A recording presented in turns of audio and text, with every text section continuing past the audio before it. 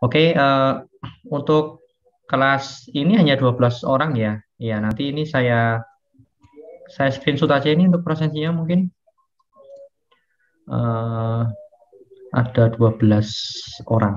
11 ya sama saya. Oke, untuk kemarin mungkin kalau saya jelaskan yang kelas praktek itu sebenarnya pertama adalah pengenalan alat ya teman-teman ya. Karena ternyata meskipun kita materinya itu sudah sampai superposisi, Norton dan sebagainya itu sebenarnya sudah kompleks sih. Nah, mungkin kalau realnya teman-teman belum tentu paham mungkin ya, karena ya memang belum pernah menggunakan.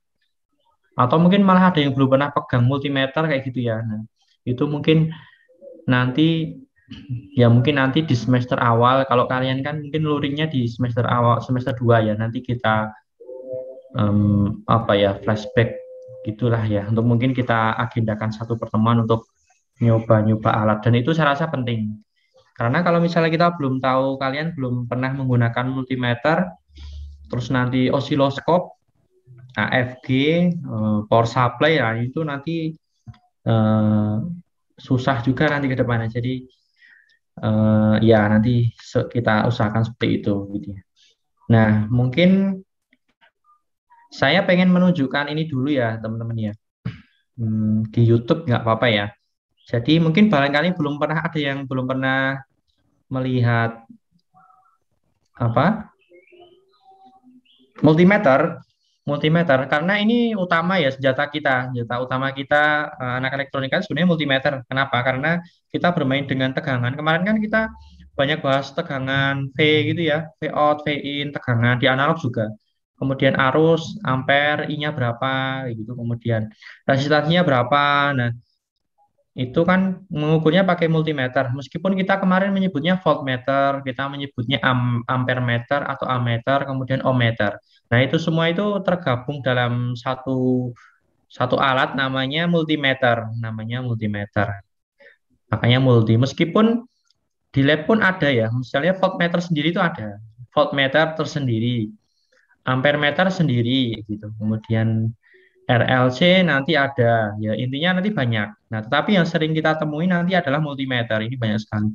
Dan saya sarankan sih kalian punya gitu ya, saya sarankan ya nggak wajib sih, tapi sebaiknya kalau ada dana gitu ya, daripada untuk jajan dan sebagainya, mending ditabung, beli multimeter. Ini variatif banget harganya, dari yang paling murah sampai dengan yang mahal juga ada ya, sesuai kebutuhan saja, sesuai budget lah. Tentu itu yang mempengaruhi kualitas sih, ada harga, ada rupa. Tapi kalau misalnya dananya terbatas tuh beli yang murah-murah nggak apa-apa. Yang penting nanti bisa digunakan untuk menghitung, mengukur tegangan mungkin ya, tegangan, resistansi dan sebagainya gitu ya. 50.000 mungkin udah ya udah lumayan sih kalau dibilang bagus ya, enggak, tapi udah lumayan gitu. Bahkan 15.000 pun ada yang kecil itu teman-teman. Gitu ya. Nah kalau misalnya ada yang belum pernah lihat sama sekali atau pegang, nah macamnya ada banyak sekali ya multimeter, banyak sekali. Mungkin terbagi menjadi dua, ada analog dan digital. Nanti mereknya ada banyak, bentuknya ada banyak, dan sebagainya.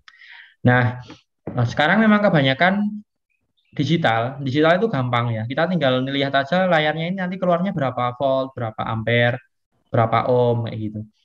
Nah, kalau tapi kalian juga harus tahu nanti cara membaca yang analog itu bagaimana, itu juga penting. Nah, kalau di sini sekarang kita lihat ini digital ya. Jadi digital itu simpel teman-teman. Kita lihat bahwa di sini ada selektor gede banget ya. Layarnya ini kecil. Nah, nanti tergantung jenisnya dan mereknya sih. Jadi kalau kita lihat di sisi kiri ini ada V ini ya, ada skala. Nah, ini untuk mengukur eh, apa? Tegangan V. Ingat V itu tegangan ya. Tetapi DC ya nanti memang ada jenis multimeter yang ya macam-macam sih. Ini contoh kita fokus ke ini aja. Ini tegangan DC ya. Jadi skalanya untuk apa? Ya skala seperti biasa. Kalau misalnya kita ngukur yang gede, silahkan pakai yang gede dulu ya 1.000 gitu ya.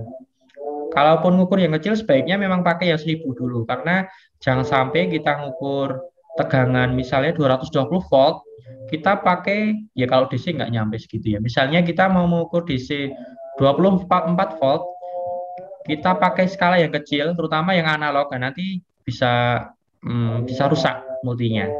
Sehingga di di apa ya, disarankan pakai yang skalanya gede dulu, kemudian nanti turun-turun kayak gitu.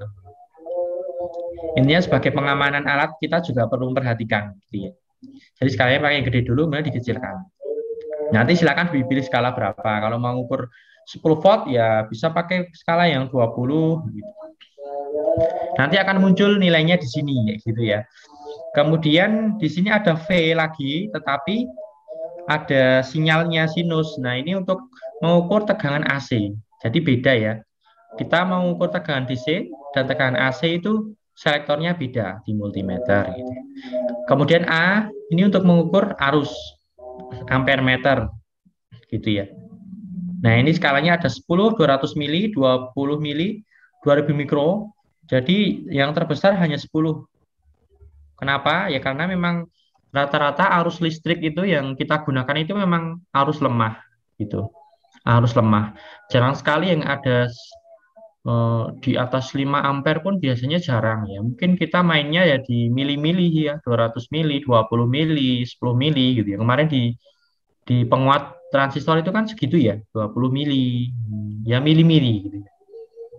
Jadi memang kita mainnya biasanya rendah. Kemudian HFE nanti untuk mengukur ya betanya itu di transistor, kemudian ada sinyal clock di sini, kemudian ada ini buzzer yang ada ininya ini dioda itu. Ini untuk mengukur dioda putus atau enggak bisa, atau untuk melihat kabel itu nyambung atau putus gitu ya. Misalnya lampu kalian mati ya. Kalian kan curiga pertama mungkin di kabelnya selain lampunya mungkin. Kabelnya ini putus enggak? Nah, kalian bisa ngecek kabel itu putus atau enggak dengan buzzer ini. Nanti kalau enggak putus dia harusnya bunyi bunyi gitu ya, bunyi semacam buzzer itu ya. Nanti kalau dia enggak bunyi ya berarti kabelnya putus. Nah, kemudian ada selektor ini ohm ya, simbol ohm. Nah, ini untuk mengukur resistansi. Misalnya ada resistor, kalian colokkan pakai ini, kemudian diukur di sini berapa. Kemudian ada skalanya seperti biasa. Nah, sekilas saya jelaskan itu ya. Jadi multimeter di sini ada beberapa apa ya, selektornya itu ada beberapa bagian. Ada VDC, ada VAC, kemudian ada ampere, kemudian ada HFE, buzzer, clock, dan resistansi. Nah, itu fungsinya beda-beda. Karena namanya multi kan, multimeter berarti meter alat ukur yang bisa digunakan untuk multifungsi gitu ya, multi variabel. Ya, bisa tegangan, bisa arus gitu. Nah, kalau di Falstad kan kemarin atau di Proteus kan kalian lihatnya cuman itu ya, kelihatan apa itu namanya? Ya, cuman multimeter, cuman voltmeter kayak gitu ya, atau cuman ampere meter gitu ya. Kalau realnya itu seperti ini. Meskipun bentuknya tidak harus selalu seperti ini, tapi ada banyak sekali nanti jenisnya. Tapi intinya sama. Kemudian outputnya pun colokannya ada dua ya, sama ya. Cuma di sini memang ada yang untuk tegangan tinggi, di max. Jadi nanti kita bisa pakai kom atau yang atasnya ini ya, yang biasa, atau yang kalau tegangan tinggi bisa pakai yang paling atas ya gitu perbedaannya. Nah, ini maksimal 10 ampere yang di atas. Jadi untuk ukur yang arusnya gede-gede. Kalau yang ini 1000 volt max ya. Nah, ini ada keterangannya. Arusnya 500 miliampere.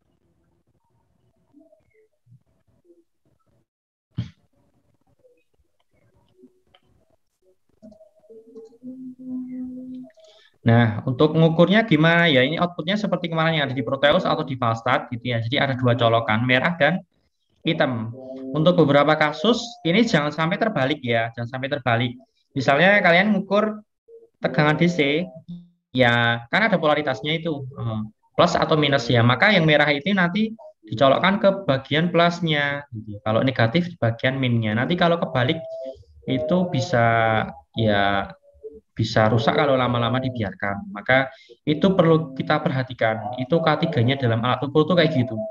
Itu sering sekali nanti teman-teman mungkin akan mengalami kebalik gitu ya. Itu nggak apa-apa, tetapi jangan jangan terlalu lama kebalik gitu ya. Jadi kalau misal sekilas namanya manusia ya pasti kan sering kebalik-kebalik teledor itu nggak apa-apa, tetapi segera sikap gitu ya.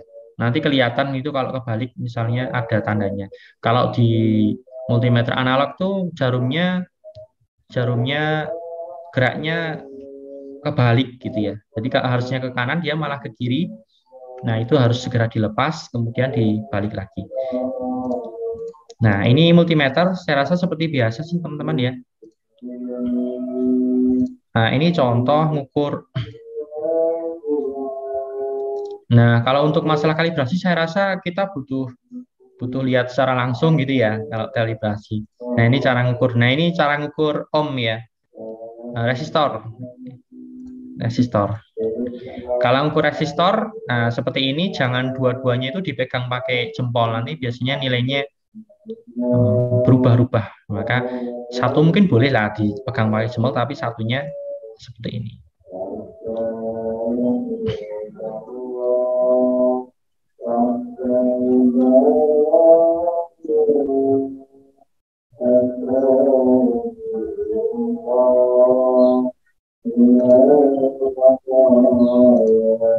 Nah, itu cara mengukur resistor saya rasa gampang ya. Tinggal dicolokkan ke ini pin hitam dan merah aja, nanti tinggal dibaca. Itu polaritasnya kalau resistor sama ya, mau dibolak-balik pun nggak ada ngaruhnya. Ini kalau mengukur tegangan ada nggak ya? Nah, ini kalau mau, ini juga ada fitur dia itu bisa membaca kakinya, kaki ke transistor. Kalian seharusnya sudah dikasih tahu ya bagaimana cara membaca, menentukan kaki kolektor, kaki emitor. Nah, di teori kan ada. Nah, kita juga bisa menggunakan multimeter ini untuk mengetahui, untuk ngecek ya mana kaki kolektornya, maka kaki emitornya. Nah, ini NPN, PNP. Kemudian mana ini yang tegangan? Wah, ini cukup jelas sih saya rasa.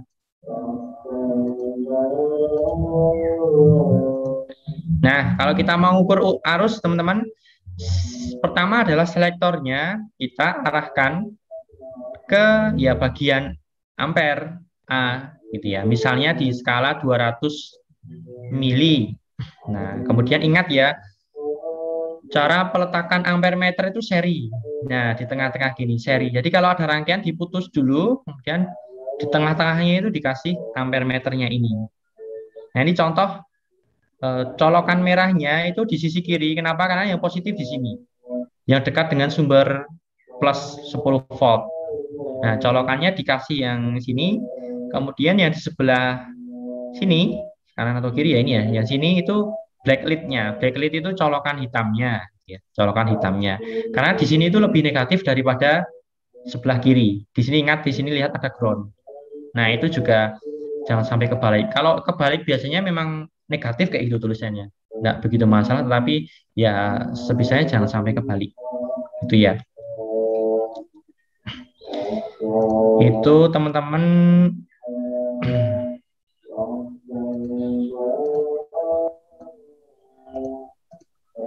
Nah, sekilas mungkin itu ya. Nanti kalau kita udah ketemu, nanti teman-teman yang di sini ya kita praktek bareng. Nah, atau kalau ada yang sudah punya multimeter, nah mungkin sudah familiar sekali ya. Dan karena ini merupakan basicnya, alat basicnya dari mahasiswa elektronika itu ya multimeter gitu ya.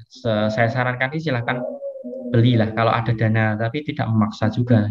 Sebaiknya kalau menyisihkan berapa ya, mungkin 50.000 bisa kan ya untuk beli inilah ya, untuk nanti kalau ada tetangga yang minta bantuan ngecek apa, nah kita kan punya alatnya. Selain apa, selain touchpen kita bisa ukur banyak hal lah dengan ini. Tapi ya pertama dipelajari dulu ya, jangan langsung ujuk-ujuk menyanggupi ya, nanti bingung di sana. Itu teman-teman ya. Mungkin yang perlu kita ketahui adalah ini ya, sama mungkin osiloskop ya, tetapi ini mungkin nanti saja sih teman-teman. Nah, ini juga menjadi alat penting juga bagi kita, osiloskop. Nah, osiloskop itu nanti gabungannya dengan AFG. Itu satu paket ya. Kemarin kalau di analog kan kita di kiri, sisi kiri itu ada sumber sinyal, di sisi kanan kita ada klik kanan view scope kalau di Falstad ya. Kalau di Proteus sudah ada tuh osiloskopnya gitu. Nah, itu sumber sinyal itu maksudnya adalah AFG, Audio Frequency Generator. Jadi dia itu memang pembangkit sinyal audio, pembangkit. Dia bisa membangkitkan sinyal sinus itu. Bisa selain sinus, bisa juga kotak. Biasanya bisa juga sinyal bergerigi itu ya segitiga, jadi macam-macam sih. Dan di sumber sinyal itu sama seperti yang ada di Falstad, sama seperti yang ada di Proteus, kita bisa ngatur frekuensinya ini, bisa kita atur ini mau berapa nih. Kemudian atenuatornya, amplitudenya juga, tinggi rendahnya bisa kita atur. Ini namanya AFG, Audio Frequency Generator. Jadi pembangkit sinyal audio, pembangkit. Kemudian yang di sebelah kanannya ini adalah osiloskop. Nah, kalau osiloskop itu kita bahas nanti aja lah gitu. Nanti saya carikan video aja ya. Di YouTube kayaknya banyak banget ya video yang saya rasa cukup jelas bisa kita gunakan. Nah, ini teman-teman. Jadi osiloskop intinya dia itu untuk mengamati sinyal seperti yang ada di flashlight ya. Kalau kita klik kanan viewing scope itu kan kelihatan sinyalnya. Nah, ini juga sama. Nah, ini ya bisa kelihatan ya. Ini sinyalnya dari mana? Dari AFG ini. AFG dia membangkitkan sinyal sinus dengan berapa hertz ini nggak kelihatan. Nah, kan dia hanya membangkitkan saja. Kita mengamatinya bagaimana ya? Pakai osiloskop atau CRO. Ini kelihatan nih, teman-teman. Nanti untuk tombol-tombol ini ya kita bahas lebih lanjut ya. Nanti ada banyak, ada timer diff. Ini sama seperti di Falstad itu atau di Proteus ya. Jadi kita bisa ngotak-atik bagian horizontalnya gitu ya. Nanti horizontal itu temper diff namanya di sini. Kemudian kita bisa ngatur apa tinggi rendahnya itu ya, biar kelihatan sinyalnya. Vertikalnya itu di sini volt per diff namanya. Nanti ada istilah-istilah seperti itu. Intinya bahwa ini untuk mengamati sinyal. Kalau AFG dia pembangkit. Nah, ini bisa kelihatan ya ini ya. Ini kan diatur-atur juga. Kalau kalau tinggi mungkin susah. Nah, ini dimainkan volt per diff-nya. Kalau di Falstad itu dimainkan vertikalnya itu ya, di otak-atik. Nanti biar dia kelihatan. Nah, itu teman-teman mungkin yang tambahan sekilas mengenai alat ukur yang saya rasa wajib untuk dikuasai ya sebenarnya di mata kuliah alat ukur ini. Karena kita nanti berkutatnya ya dengan pengukuran tegangan, pengukuran arus, pengamatan sinyal, kemudian pengukuran daya juga. Banyak sekali, teman-teman. Nah, mengenai multimeter dulu, mungkin ada yang masih bingung nggak mengenai multimeter? Uh, Dibayangkan dulu aja. Ada yang masih bingung nggak? Atau ada apa ya? Belum ada bayangan. Ini sebenarnya bagus ini, tapi kok kayak gini ya? Kalau ini analog, teman-teman. Jadi selektornya itu sama ya, ada di CV, ada ACV. Tetapi yang membedakan layarnya ini, gitu ya. Nah, ini mungkin agak lebih agak jelimet ya. Kalau di digital itu kan tinggal kita baca berapa. Nah, tapi kalau di analog itu setiap skala, nggak semuanya, tapi misalnya di CV tadi ya, ada di CV, ada pengukuran tegangan DC, ada pengukuran tegangan AC, ada pengukuran arus A, kemudian ada pengukuran multimeter kan kayak gitu, ada pengukuran resistansi atau ohm, itu kan ada banyak selektornya. Skalanya di sini juga beda, apa tampilannya itu, tampilan strap-strapnya yang kita bacanya itu beda-beda. Nah, yang paling atas ini ya, ini yang kebalik sendiri. Lihat lainnya itu kan nolnya di sisi kiri nih. Di CV, ACV ini nolnya di sini.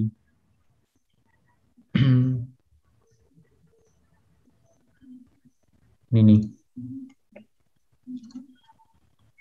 Nah, ini kan nolnya di kiri ya, di kiri. Ini juga di kiri, semuanya di kiri.